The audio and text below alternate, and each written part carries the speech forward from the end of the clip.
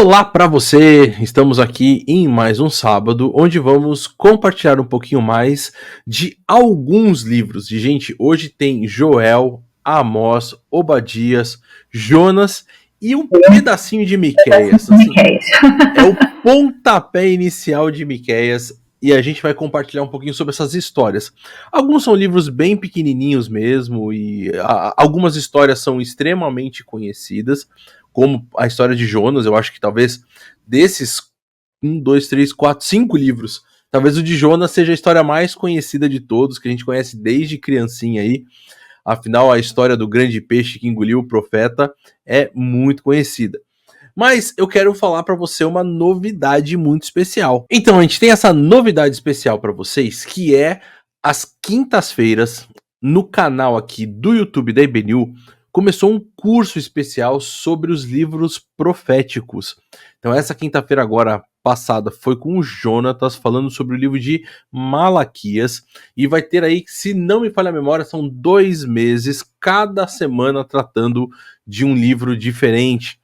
E a gente agora que vai entrar em vários desses profetas, né, Joel, Amós, Obadias, Jonas e Miqueias, aqui é só um bate-papo introdutório. Lá você vai ter uma teologia bíblica desse livro, vai ser muito especial para você.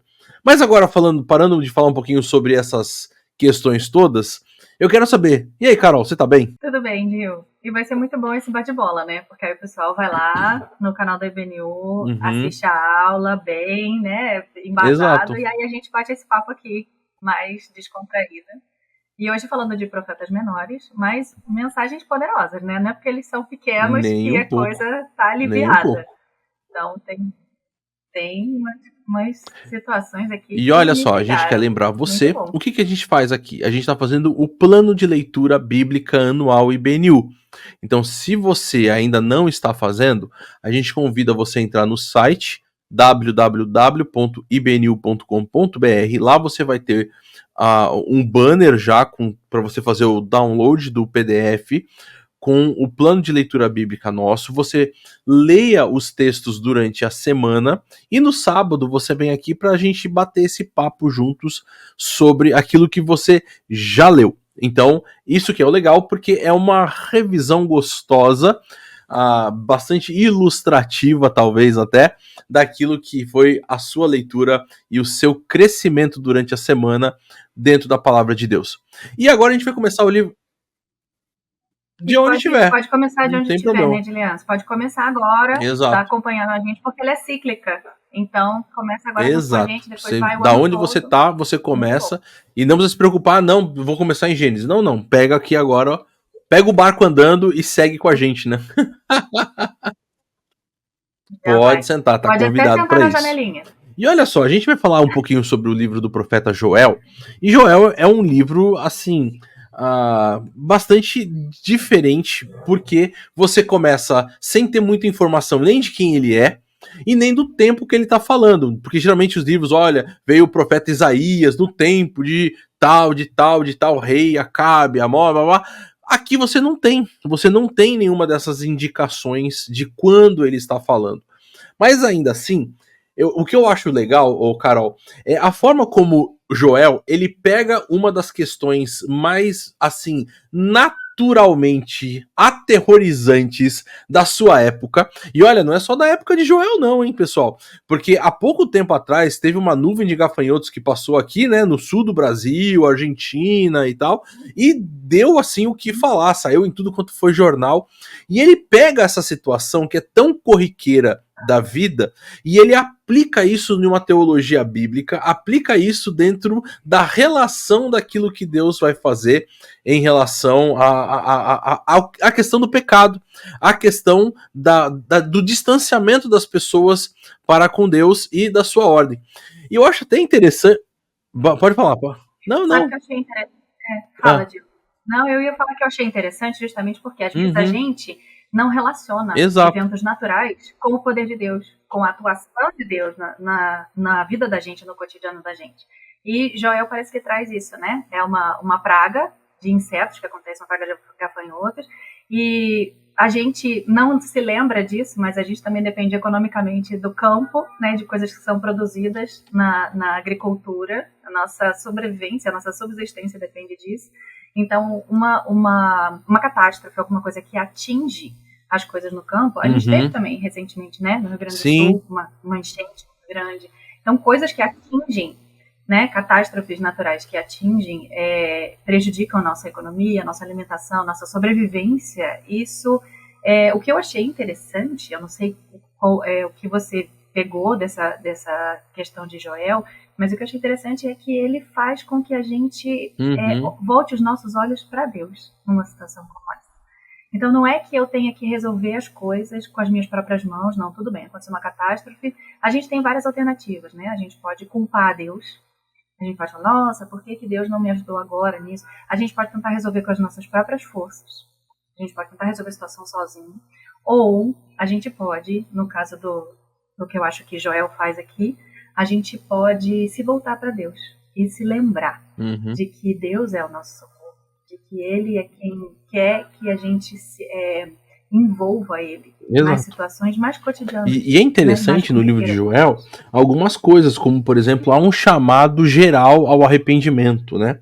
A chamado a um jejum, a oração, que indica exatamente essa situação extraordinária, né? Se indica realmente alguma coisa que aconteceu e agora a gente precisa. Talvez a gente possa lembrar, a Carol falou sobre a enchente agora do Rio Grande do Sul e tal, questões locais, mas lembra, por exemplo, e você vai lembrar com certeza, da Covid, que colocou todo o mundo, né? Foi uma coisa global de joelhos aí, com medo, com várias questões, e há esse chamado. E eu acho impressionante como Joel é um livro tão ilustrativo, né? Joel é um bom livrinho aí para fazer com as crianças, porque ao mesmo tempo que ele começa falando sobre essa praga de gafanhotos no capítulo 1 que vem, que devora tudo, quando você vai chegando ali pro capítulo 2, ele começa a abordar, por exemplo, as árvores estão de novo frutíferas, né? Ou seja, as árvores de novo estão produzindo, indicando essa boa relação novamente com Deus e ao mesmo tempo também usando uma coisa natural, também usando uma imagem natural, porque é triste, eu não sei se você já teve essa oportunidade de ir para um lugar onde você vê uma plantação ou alguma coisa assim, que foi castigada por alguma praga, e você vê aquelas árvores que deveriam estar frutíferas. Você já foi numa goiabeira e chegou lá, doido, falando assim, nossa, cara, goiaba vermelhinha, vou pegar, quando pega tá bichada, você olha para aquele negócio.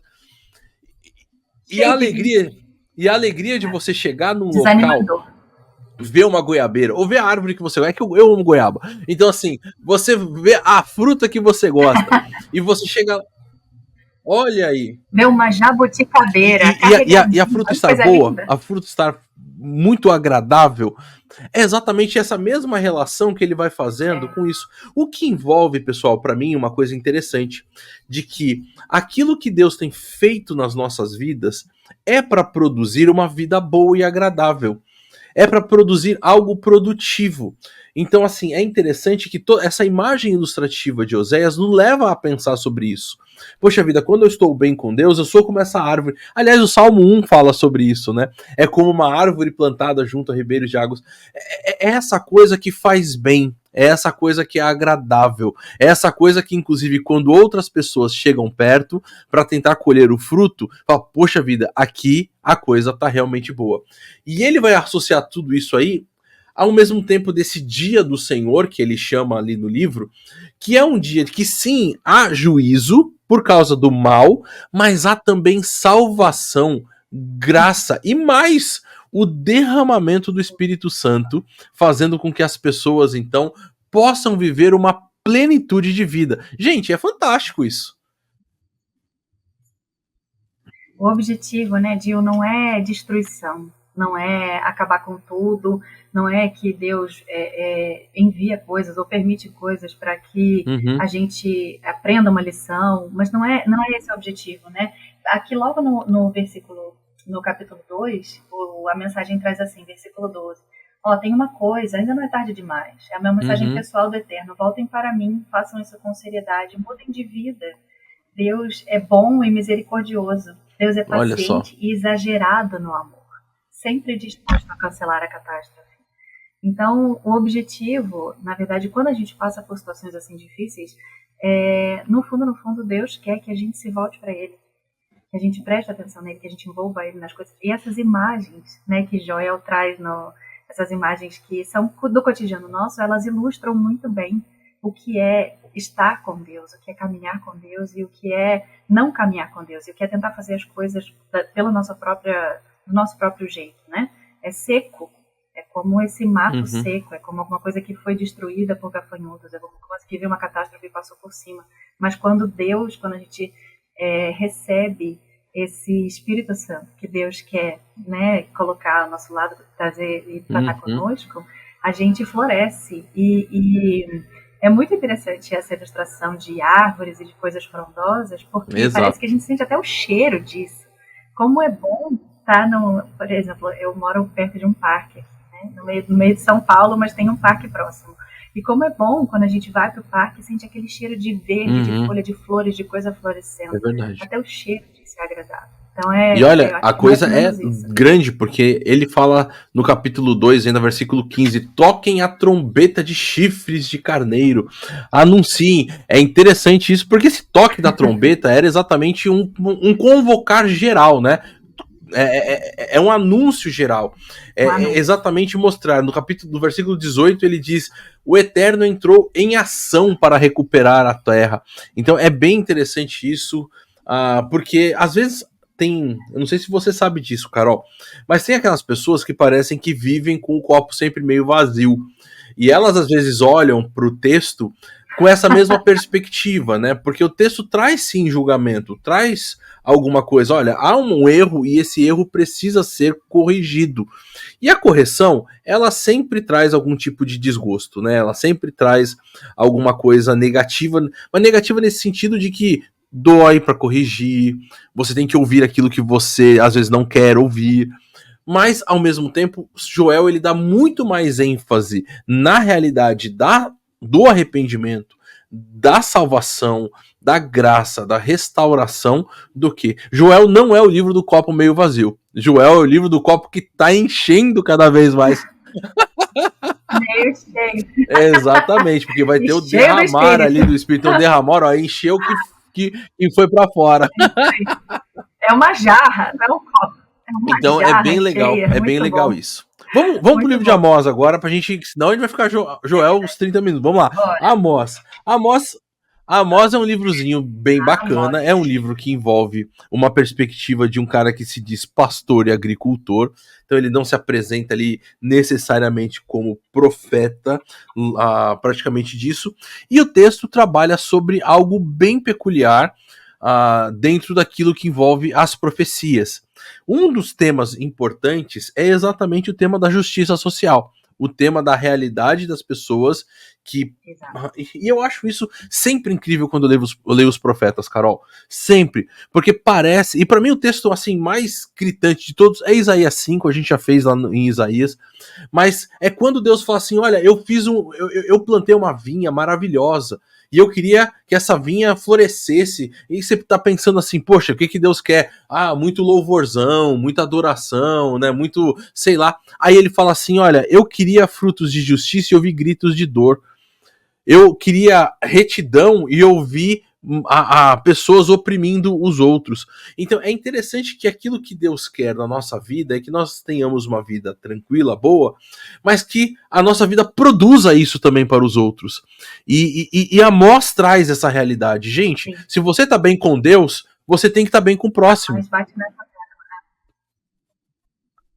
E Amós é inclusive contemporâneo, né, de Isaías, porque ele fala também do tempo do rei Uzias, para você ver esse reforço da mensagem, porque Amós também bate nessa tecla de denunciar a injustiça, né, de que o fato de você... O que eu achei muito interessante de eu fazendo essa leitura é que muitas vezes a gente acha que participar de ritos religiosos, se eu tiver uma religião e se eu tiver uma boa situação financeira, isso está dizendo que eu estou bem com Deus. E não é nada disso. E a Amós está denunciando exatamente isso. Então não adianta nada a gente participar dessas reuniões ou achar que a gente está fazendo alguma coisa para agradar a Deus quando a gente faz uma programação muito legal, né, na igreja, quando a gente reúne muita gente, ou então quando a gente faz tudo certinho, quando a gente parece que anda dentro do quadrado, pisa dentro do quadrado, né? Não é nada disso. O que Deus quer é que a gente pratique justiça, que a gente seja justo, que a gente seja amoroso com as pessoas, que a gente seja generoso, né? Então, é interessante que Amós bata essa tecla junto com Isaías, né? Eu achei muito, muito legal. E uma coisa que eu achei logo no comecinho de Amós, né? Deus trata com todos os povos, de novo, mais uma vez, né? Cada povo daquela época tinha suas problemáticas, tinha suas dificuldades, e Deus fala especificamente com cada um, você agiu dessa maneira, então eu vou agir dessa maneira com você. Você agiu de determinada maneira, então eu vou fazer determinada coisa. E não é porque a gente se acha muito correto e porque a gente acha que está muito perto de Deus, que Deus também não vai lidar com a gente nas nossas dificuldades. Porque Deus faz isso com Judá e com Israel, né? Os profetas não deixam passar em branco. Não é porque a gente acha que está fazendo alguma coisa que é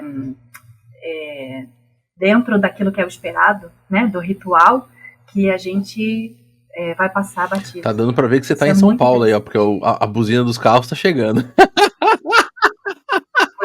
Sexta-feira. Pessoal, outra coisa que eu acho legal aqui no livro de Amós é o como Amós também é ilustrativo. Porque ele traz uma coisa que eu quando li, eu achei muito uma sacada muito boa. Capítulo 4, ele fala assim: ouçam vocês, vacas de Bazã que pastam nas colinas de Samaria. Isso aí é muito bom, é muito legal. Por quê? Porque as vacas de Bazã, ou se você de repente não sabe, eram consideradas, tipo assim, o Wagyu de hoje, né? Era considerada aquela vaca, tipo, a melhor qualidade, né? Tipo, aquilo que tinha de a nata da coisa, né? Tipo... Então ele chega. É muito ilustrativo quando ele chega e fala assim: vocês aí, vaca de Bazã. Porque pra gente pode parecer xingamento, mas não é. Ele tá literalmente usando essas figuras, usando essas linguagens de uma forma muito ilustrativa, falando assim: cara, você que se acha, desce do pedestal, né, senta a poeira. Você que se acha aquele bife A gente falaria, né, talvez hoje assim: você que se acha a última bolacha do pacote.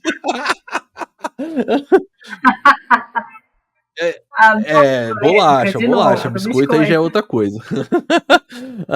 Mas é interessante então a gente observar essa questão, porque dentro dessa realidade toda, pessoal, a gente percebe que muitas vezes essa atitude de se achar realmente superior aos outros, ela está inserida mesmo dentro daquela pessoa que se acha extremamente religiosa. E isso tem, sabe? Não, olha, a minha igreja é mais espiritual que a outra, a minha igreja tem mais conhecimento bíblico que a outra, até mesmo dentro da igreja, não, olha só, tá vendo só? A minha barba é muito mais bonita do que a barba do Jonatas, isso também eu acho. Isso é verdade. Então, assim, a gente tem essas questões de olhar pra gente com uma métrica que muitas vezes é equivocada pelos nossos próprios olhos, né? Ou até mesmo porque daí a gente se junta só com os nossos iguais, né? Eu tenho muita amizade com a Carol, daí fala, Carol, nossa, você é fantástica, você não sei o quê. E a Carol, não, Gil, você é incrível. E aí a gente fica fazendo um grupinho daquilo, aquela panelinha de gente que não vive daí a realidade, não enxerga a verdade de certa forma, porque a gente fica fechado em nós mesmos, né? E isso acontece nesses grupos. É interessante, por exemplo, que o texto fala sobre fortalezas. E algumas vezes, realmente, fortaleza pode ser aquelas guardas principais da cidade. Mas, em alguns lugares, e que parece que está ligado com o texto de Amós, fala sobre os palácios fortificados das pessoas ricas, que estão ali criando o seu próprio ambiente, criando o seu próprio paláciozinho ou a sua própria panelinha dentro da comunidade, sem olhar para a realidade da sua própria comunidade. E, gente, isso aí é A exato. gente faz isso como proteção, né, Dil? A gente acha que a gente começa a construir os nossos próprios palácios, nossas próprias fortalezas como autoproteção, achando que a gente não vai sofrer, achando que a gente vai conseguir se proteger. Então a gente constrói esse tipo de coisa através Uhum. até mesmo, por exemplo, do nosso trabalho, das nossas conquistas pessoais, de conseguir muito dinheiro. E é nessa tecla que a Amós está batendo. Então eu grifei aqui Opa. no capítulo 5, lá no versículo 14, está falando assim, ó. Vocês falam do Eterno, o Senhor dos exércitos de anjos, como se ele fosse seu melhor amigo. Então a gente sempre acha que Deus está do nosso lado, que o que eu acho é o que Deus acha que ele vai me proteger. Então vivam de acordo com isso. E talvez isso venha acontecer. Então viver de acordo como se Deus fosse meu amigo não é para me proteger. Não é formar esse muro em volta de mim ou esse tipo de proteção, né? Adquirir muito conhecimento ou ter um status social ou conseguir muito dinheiro para eu Uhum. criar minha própria bolha. Não é isso. O que Deus espera da gente, quando a gente fala assim, que eu quero servir a Deus e que Ele é meu amigo e que Deus está do meu lado, isso é muito mais em Exato. função de ajudar as outras pessoas. Isso é muito mais em função de eu prestar atenção no próximo, na necessidade do próximo, o que o outro está precisando, né? É me esvaziar de mim e prestar atenção no E que o outro outra precisa. coisa que daí foi o que eu separei do livro de Amós, foi o capítulo 5, versículo 4. Eu gosto muito desse versículo, vou ler na NVI aqui. Ele diz assim, ó: busquem-me e terão vida. Aí ele fala assim no versículo 5: não busquem Betel, não vão a Gilgal, não façam peregrinações a Berseba, pois Gilgal certamente irá para o exílio e Betel será reduzida a nada. Aí, versículo 6: busquem o Senhor e terão vida. Do contrário, ele irromperá como um fogo entre os descendentes de José e devastará a cidade de Betel, e não haverá ninguém ali para apagá-lo. O que eu queria deixar destacado aqui dentro dessa realidade do livro de Amós é busque o Senhor. Porque às vezes a gente se perde dentro da religiosidade. Ah, eu vou fazer a peregrinação para Gilgal, para Berseba, vou fazer aquilo que inclusive faz parte dos ritos normais, daquilo que envolve a percepção religiosa do meu povo, e aí eu me apego a esses ritos e esqueço do Senhor. Eu faço simplesmente como o checklist de ter feito a coisa certa. E isso achando que eu tô garantido. Então, Achando que eu estou garantido. Deus está falando assim: olha, façam os ritos, mas que eles sejam apontados para mim e não apontados para sua a sua auto absolvição. Entende? Tipo assim, não, eu fiz aqui. Então não é uma questão, pessoal, de eu tenho que fazer justiça social. Então, beleza, eu vou lá, vou dar uma moedinha para alguém e vou ainda falar assim, senhor, eu dei aqui, tá? Tamo kits. Não, nada, não é nada disso. É busque ao Não é Senhor isso. e ao mesmo tempo ame ao próximo. Né? Ame ao Senhor e ame ao próximo. Essa é a realidade. Coloque todas essas questões dentro dessa perspectiva correta para que você possa viver. E sim, faça as coisas que precisa fazer. É muito bom você ir à igreja, você assistir os nossos vídeos aqui do YouTube. É muito bom fazer tudo isso. Mas não coloque, eu já fiz meu devocional porque eu assisti um vídeo hoje. Sabe? Essas coisas. Trocar o buscar a Deus por atos de religiosidade. E aí, cara, é fracasso na certa. Ah, sem O que dúvida. Deus quer é relacionamento, né, Dio? Porque a gente não faria isso com outra pessoa, por exemplo, com um amigo. Eu Uhum. não tem que ser protocolar com um amigo. Ah, tudo bem, a gente já marcou o nosso café de hoje, dessa semana, a gente já almoçou junto, pronto. Tá garantida a nossa É. amizade. Não é mecânico desse jeito, né? O Começar livro um de Amós ele relacionamento. apresenta coisas bem sérias. A gente vai falar só mais essa, daí a gente pode discutir e ir pro próximo Obadias, mas eu acho bem interessante quando, por exemplo, no capítulo 2 o profeta ele mostra a dureza tão grande do coração das pessoas, que ele diz assim, ó: por 3 transgressões de Moabe, e ainda mais por 4 não anularei o castigo, porque ele queimou até reduzir a cinzas os ossos do rei de Edom. Essa questão de reduzir a cinzas os ossos, queimar os ossos, fazia parte de uma realidade cultural da época, de não permitir que a pessoa, era o entendimento da época, né? De que a pessoa não poderia ter vida no pós-morte. Queimou até os ossos. Fazer desaparecer. Então, assim, gente, isso é muito forte. É assim, é uma maldade que está sendo expressa dentro do texto muito grande. E é por isso que a proposta é ame. Ame a Deus, ame ao próximo. Não haja com essa rancorosidade. Não sei, é assim que se fala a palavra? Eu acho que é, né? Eu acho que é. Soou bem, rancorosidade. Mas a Amós não termina, a Amós termina com sem um dúvida. final esperançoso, né? A Amós termina com um final esperançoso. Lá no finalzinho do 9, fala que vão ter muitas bênçãos, as coisas vão acontecer depressa, uma coisa depois da outra, vocês não vão conseguir acompanhar a rapidez, tudo de uma só vez, de todo lado que vocês olharem, verão bênçãos. Então, ainda que venha todo esse julgamento necessário, porque a maldade precisa ser eliminada, né, Dio? Deus não compactua com isso. Então, ainda que haja um julgamento necessário, Deus faz isso com a intenção de restaurar. Então, no final de todas as coisas, tudo vai ser restaurado e a gente vai desfrutar de um relacionamento perfeito com Deus, de um mundo perfeito. Né? Como as coisas. Vamos para Obadias. Obadias também é um livro bem interessante. Ele traz, a gente pode reduzir assim, ele traz uma condenação contra Edom.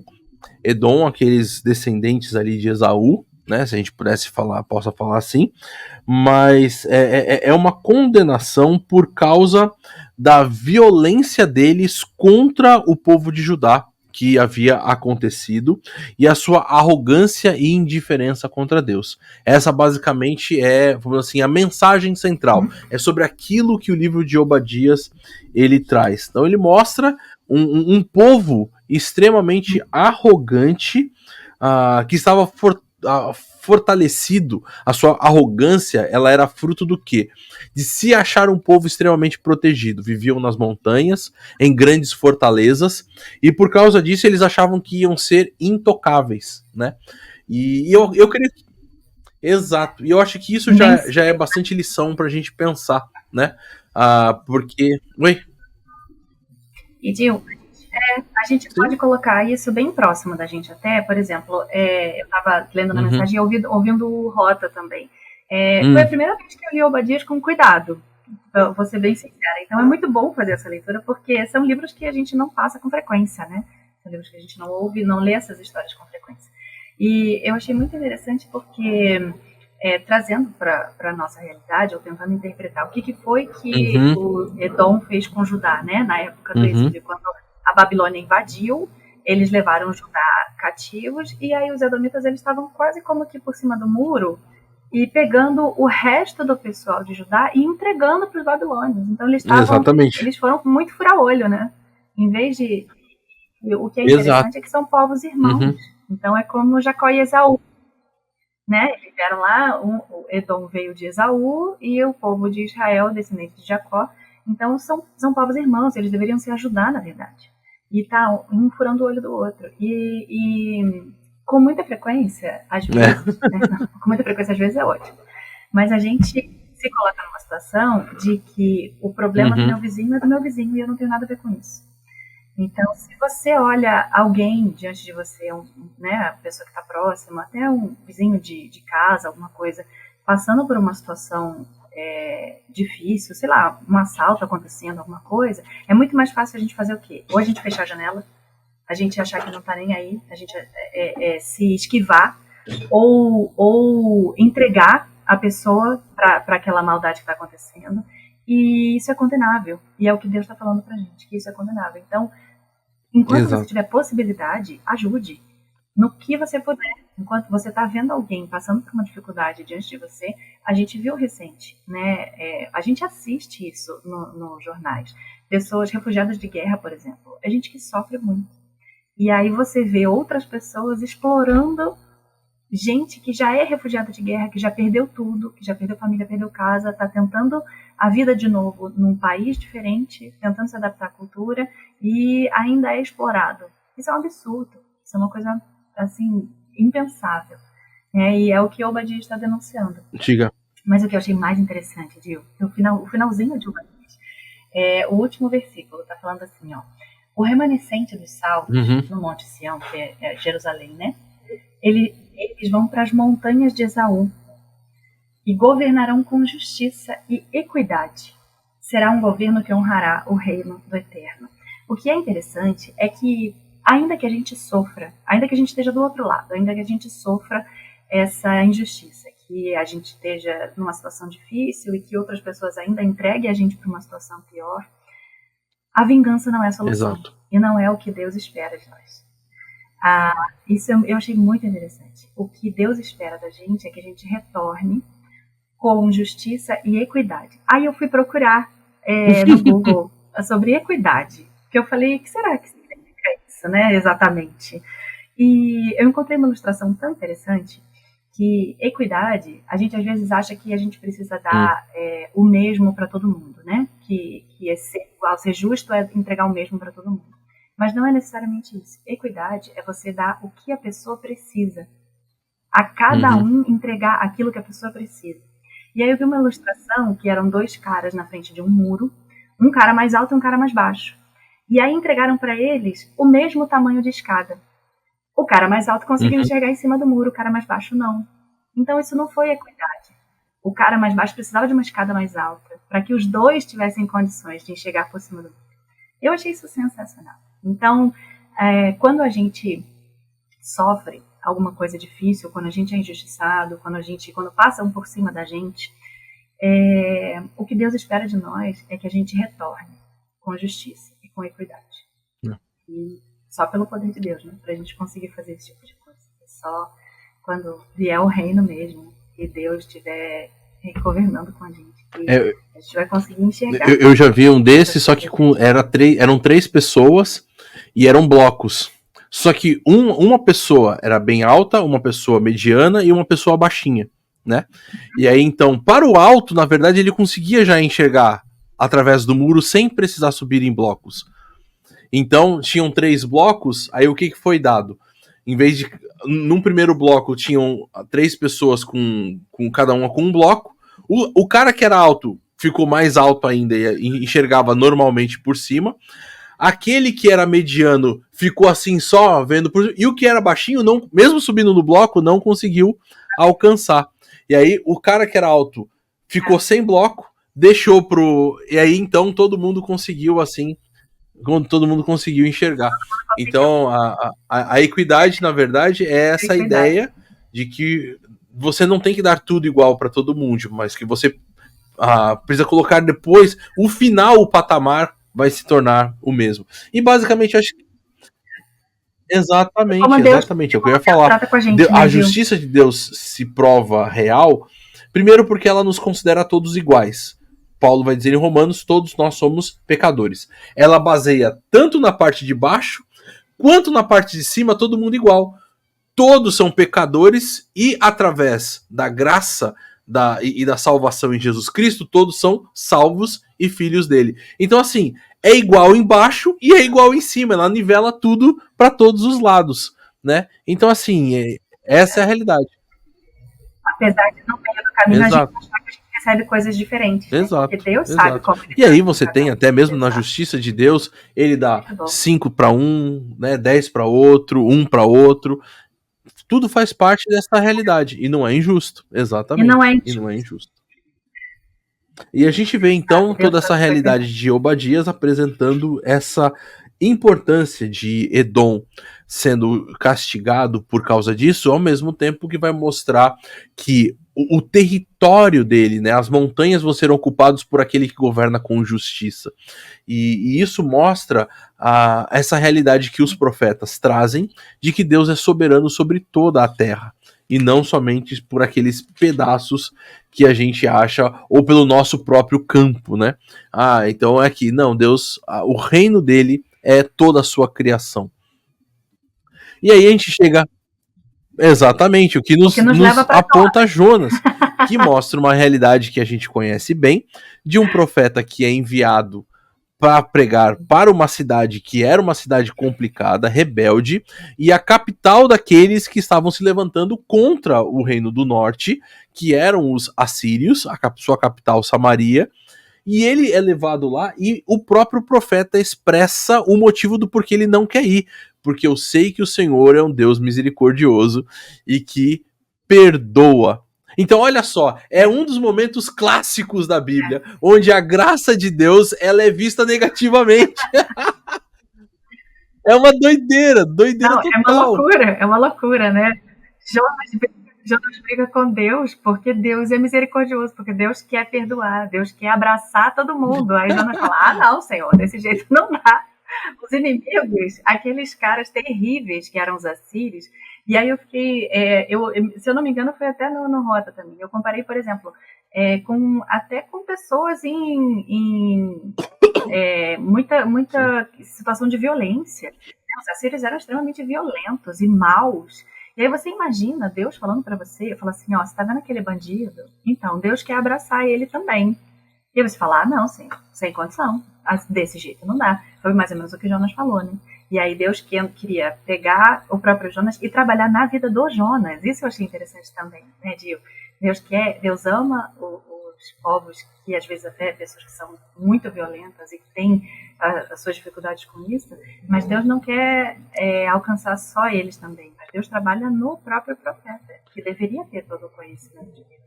Mas parece que o profeta, que Jonas tem esse entendimento um pouco pequeno de quem Deus é e do alcance e, gente, do poder. O livro de Jonas é um livro muito bem estruturado. Se você ver, são duas cenas que têm uma estrutura muito parecidas.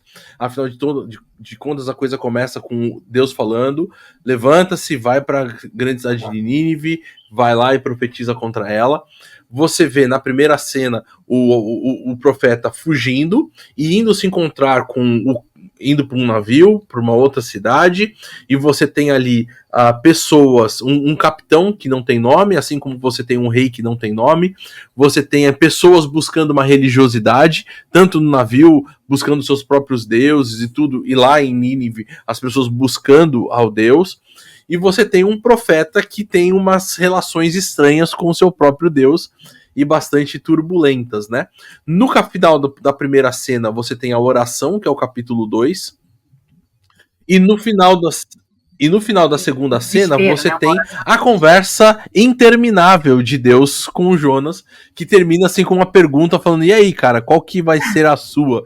Né? Depois de tudo aquilo que você experimentou, como você vai lidar com isso? Então, assim, o livro é muito bem estruturado, é uma narrativa muito bem criada, muito bem montada ali, para que a gente possa refletir sobre essas questões, para mostrar que muitas vezes a gente, no meio das nossas dificuldades do dia a dia, a gente busca Deus clamando no meio do desespero, mas que ainda assim o nosso coração não se volta totalmente para aquilo que é a direção de Deus. E Deus então termina falando assim, e aí, cara, como é que vai ser? Qual vai ser a sua decisão no final? Você acha que eu deveria não ter compaixão das pessoas? Você acha que eu deveria realmente tratar as pessoas com a sua justiça? E isso é uma pergunta pra gente, né? Eu creio que, será que se Deus fosse justo, na medida do que eu acho que justiça é justiça, será que eu mesmo seria absolvido? Eu provavelmente não. Será Exatamente. Que eu passaria pela minha própria régua? Então, assim, é bem interessante a gente ver toda essa história, né, do livro de Jonas. Nínive realmente era uma capital muito complicada. Você tem ali um povo que no caminho para Nínive já tinha todas aquelas figuras de pessoas empaladas e tudo para mostrar, olha, não chegue perto de mim que aqui a coisa é diferente, né? Então, é uma situação que eu creio que a gente pode viver através da perspectiva de Paulo em Romanos capítulo 12. Olha, até se teu inimigo tiver fome, dê de comer. Olha, se tiver sede, dê de beber. A orientação divina que a gente tem não é de criar uma divisão entre pessoas que são meus amigos e pessoas que são meus inimigos. A orientação divina que nós temos para a nossa vida é ame. Ame ao próximo como a ti mesmo. Esse é o ponto. Esse é o ponto. Vamos para Miqueias? Vamos para Miqueias, então, só para a gente finalizar um pouquinho, só para a gente entender um pouquinho. A gente vai no sábado que vem falar mais sobre esse texto aqui, que é o texto de Miqueias. A gente vai ter um pouco mais de, vamos assim, de possibilidade de falar sobre ele. Mas você tem ali o destinatário principal de Miqueias é o Reino do Sul, o Reino de Judá. Tá? Ele pregou também ao Reino do Norte, mas o seu foco principal é o Reino do Sul. Então o que isso envolve? Envolve um período pré-exílico da sua profecia, né? E qual que é, talvez, que a gente poderia falar assim sobre os temas principais? Os temas principais vão falar sobre algo que a gente já viu, sobre julgamento contra a maldade e restauração e salvação pelo amor divino para toda a terra. É interessante que é um assunto recorrente, né? Que parece que de tempos em tempos Deus tem que levantar esses profetas para alertarem o povo. Parece que uma geração não comunica isso para outra geração, né? Então, o que me chamou a atenção aqui no livro de Miqueias, ele fala no começo lá dos reis, né? De reis Jotão, Acais, Ezequias, e era um tempo de prosperidade econômica. Então, eles achavam que eles estavam garantidos nisso. Uma coisa que eu achei interessante é que essa questão da gente estar, teoricamente, né, na nossa perspectiva, bem economicamente, numa situação confortável, com dinheiro para fazer as coisas, muitas vezes a gente associa isso a Deus está me abençoando. E a gente acha que isso significa que Deus está me abençoando, que eu estou fazendo as coisas como Deus gostaria que eu fizesse. E Miqueias está denunciando isso, né? Ele está denunciando essa distorção de visão, né? De visão religiosa e meio à situação econômica favorável, e que as pessoas não estão garantidas. É mais ou menos como os outros profetas estavam falando, né? A gente acha que se a gente está numa situação que da nossa perspectiva é agradável, né? Se eu moro bem, se eu tenho um carro legal, se eu tenho um emprego bacana, então Deus está me abençoando. Não necessariamente. Cuidado, porque o que Deus quer, na verdade, a consequência desse nosso relacionamento com Ele é a justiça, a misericórdia, a equidade. Se você tem um comportamento ético. Então, o que conta não é o que você tem, o que você faz, é quem você é.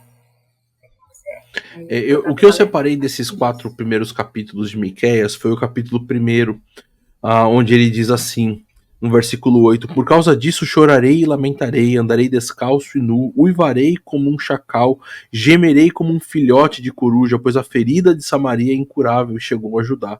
O flagelo alcançou até mesmo a porta do meu povo, até a porta de Jerusalém.